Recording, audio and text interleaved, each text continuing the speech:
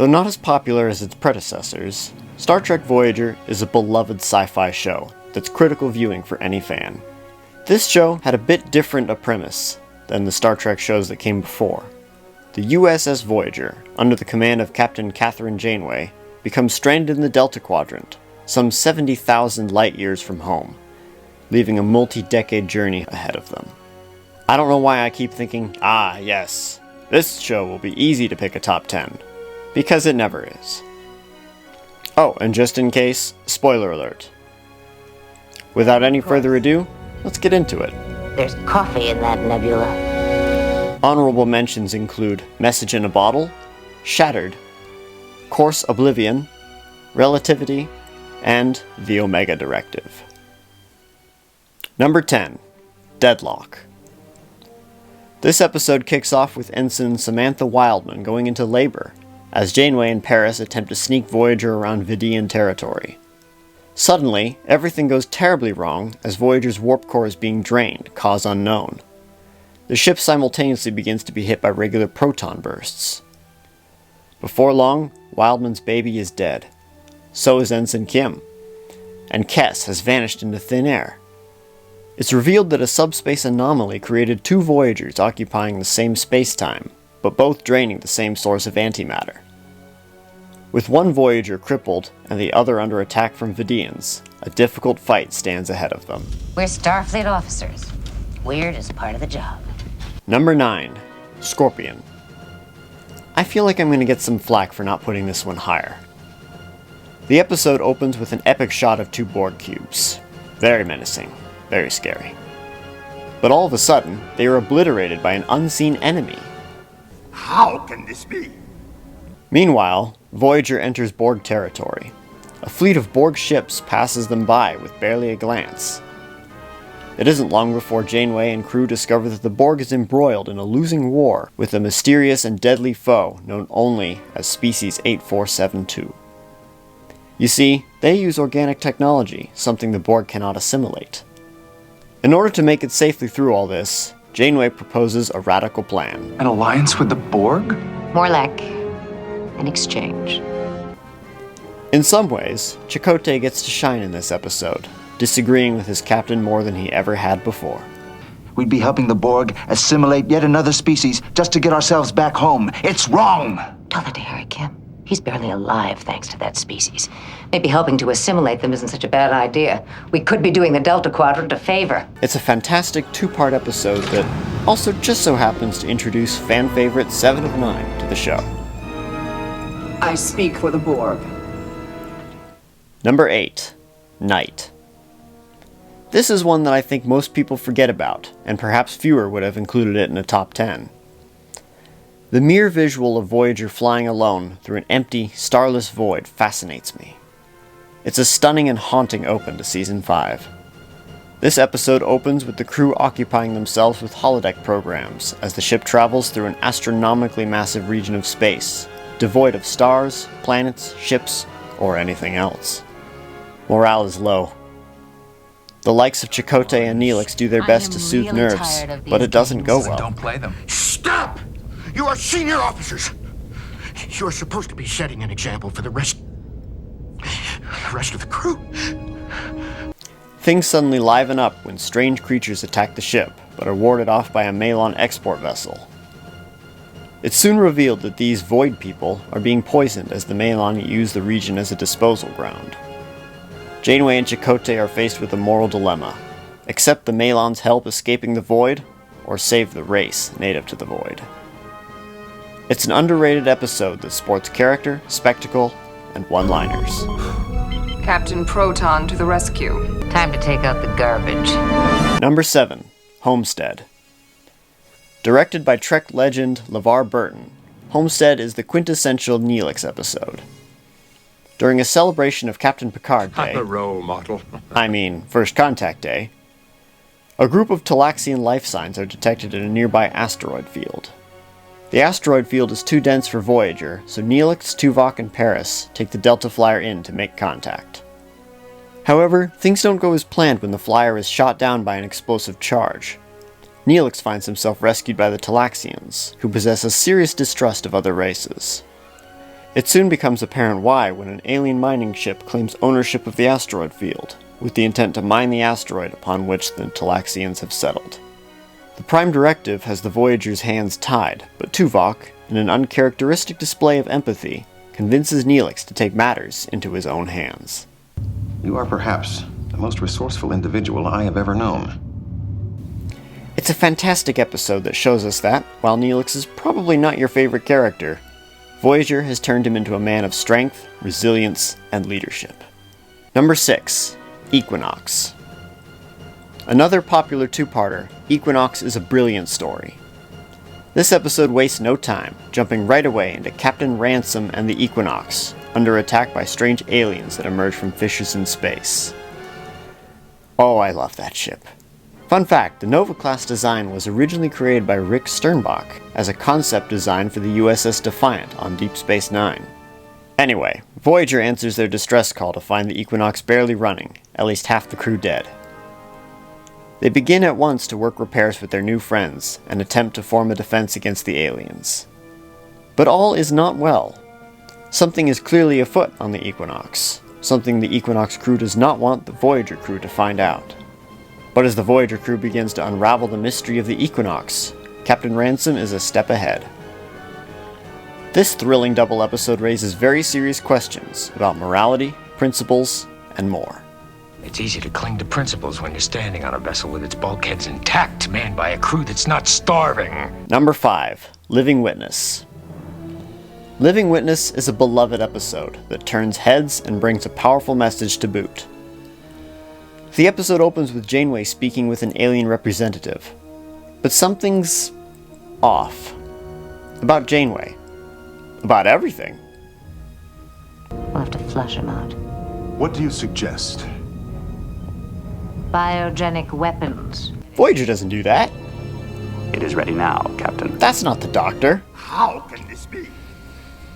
It's revealed that this is how Voyager is believed to be by the Kyrians and the Vaskins, 700 years after their encounter. Quarren, the head of the Kyrian Museum, is fully confident that his information on Voyager is correct. That is until he discovers a backup copy of the emergency medical hologram. Naturally, the Doctor is terribly indignant at the portrayal of him and his crew. Pure fiction. This is absurd.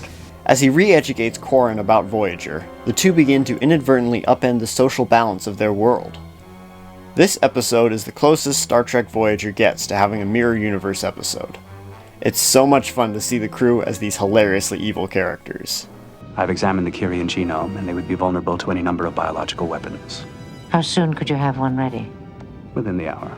To reach your home, you would destroy ours. That's right. Sometimes it's even fun to go back and try to find all the inconsistencies that Quarren got wrong.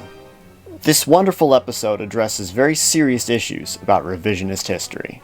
I never meant to throw your beliefs into doubt, but I can't deny what I know to be true. Number 4. Waking Moments.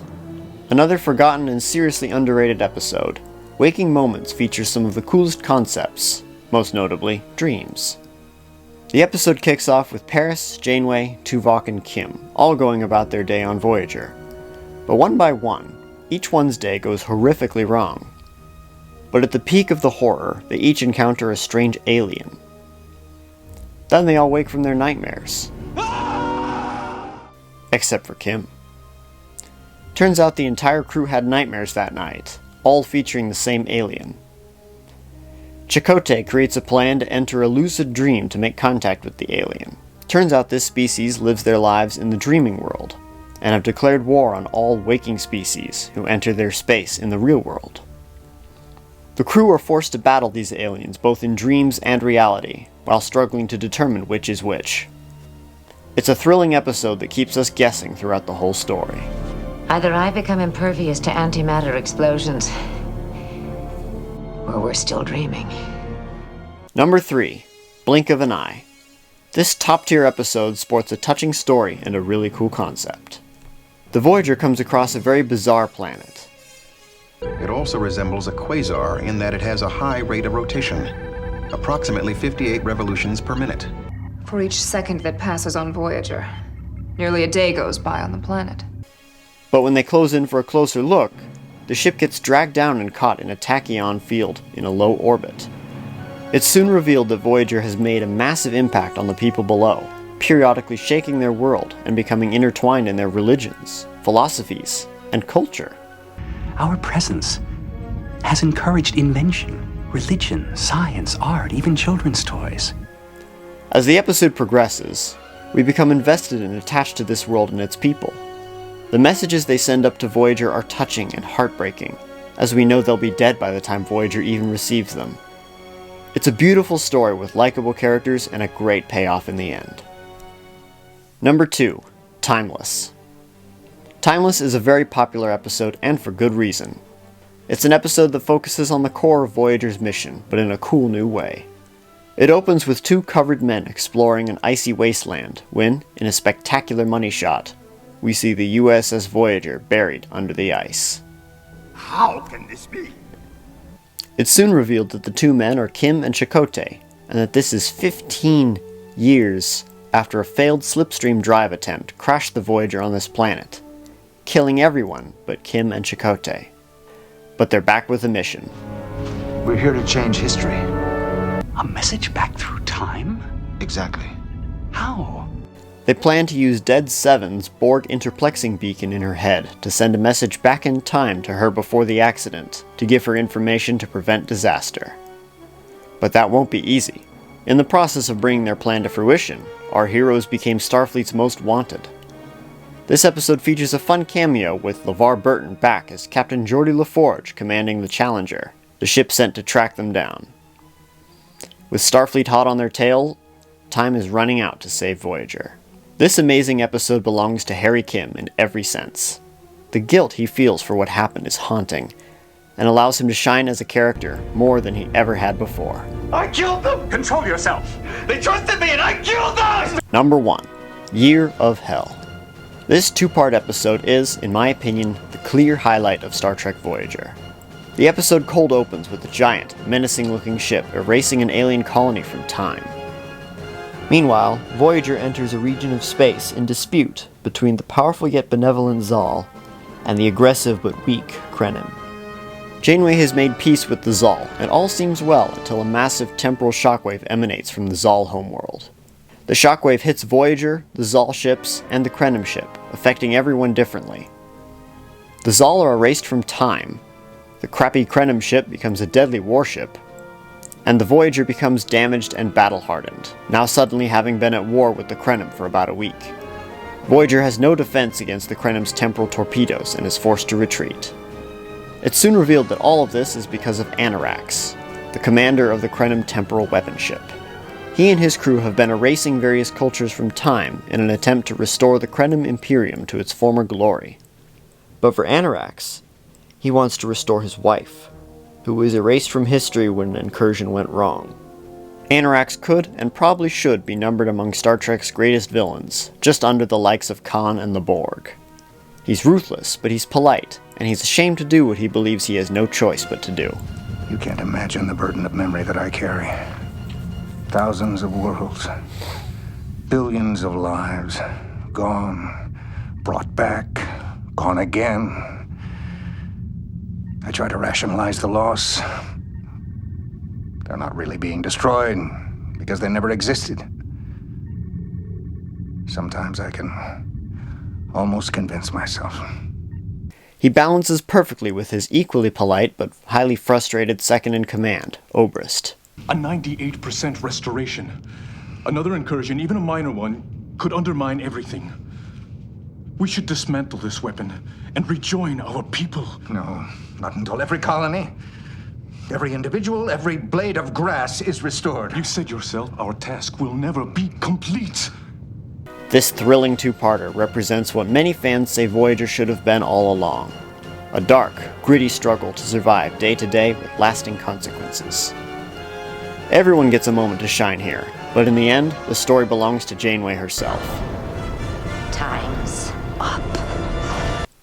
Thank you for watching. Was I right on? Or did I wander into the wrong timeline again?